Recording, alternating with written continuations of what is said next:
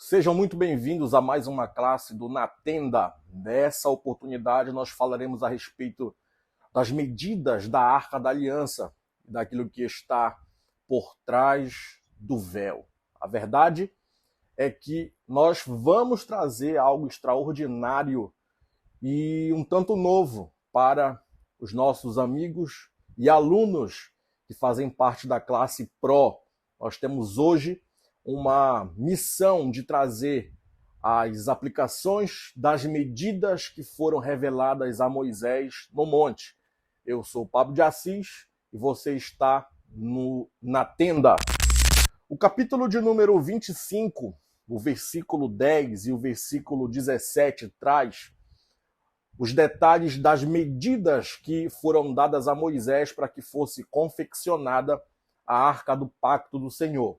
O versículo 10 fala a respeito da matéria-prima dessa arca, que é a madeira de acácia. Essa madeira de acácia fala não só da cruz, do madeiro, da lenha que o Cristo levaria sobre os seus ombros, como também fala da sua natureza humana. Cristo se fez carne, isto é, o Verbo encarnou-se entre nós, e ali está revelada a sua natureza humana. Porém, a Bíblia diz que a arca deveria ser revestida completamente de ouro. Então, nós temos aquilo que é divino. O corpo de Cristo era 100% humano, mas a sua alma era divina.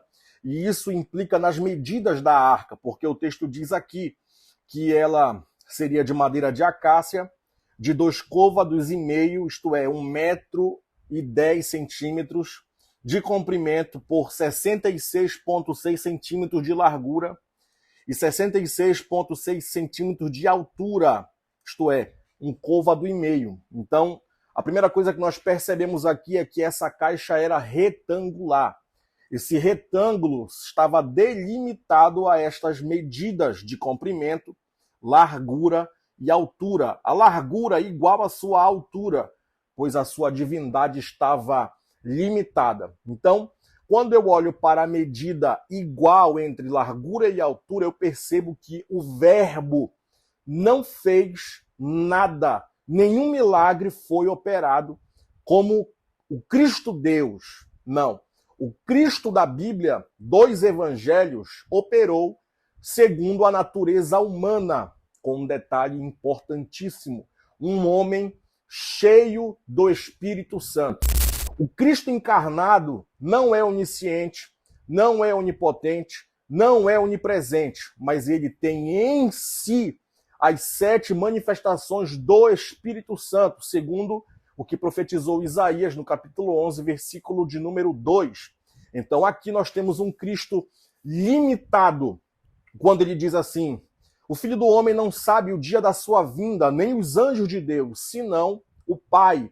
Isso porque ele estava no período da sua humilhação, isto é, no período em que a medida da sua altura, da sua largura e do seu comprimento eram iguais. Então, a primeira medida a respeito do varão, que está tipologicamente representado na arca, fala a respeito da humanidade e que nele estava contida a sua divindade. Ele estava limitado.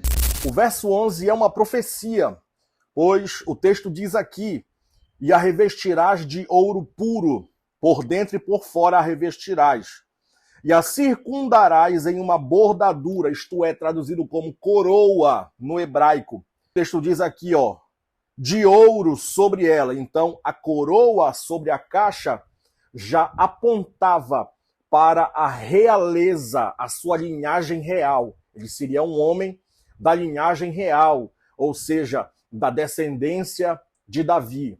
Outra coisa poderosa falando a respeito da sua medida está no versículo 17, porque o versículo 17 traz o propiciatório, que é a tampa dessa caixa que tinha altura, largura e comprimento, um tipo do corpo humano de Cristo, um tipo da sua encarnação.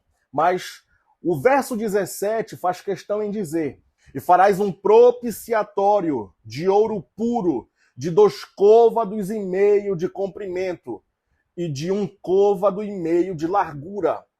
Para os pregadores e para as pregadoras, eles já pegaram o mistério. Essa tampa é o que ia por cima da caixa, por cima da arca. A caixa tinha largura, comprimento e altura. Mas a tampa da caixa, traduzindo, o propiciatório, que é um tipo do trono de Deus, não tem a medida chamada altura. A tampa da caixa tem a medida de 1 côvado e meio de comprimento e de 1 côvado e meio de largura, porque ela aponta para o trono de Deus, que é altíssimo. O trono de Deus não pode ser medido, porque ele é um altíssimo e sublime trono, como viu o profeta Isaías em uma das suas maravilhosas visões. Então vejam bem que, por ser um tipo do trono, alguém pode se perguntar: como é que Deus pôde fazer o seu trono real caber sobre a caixa da Arca da Aliança?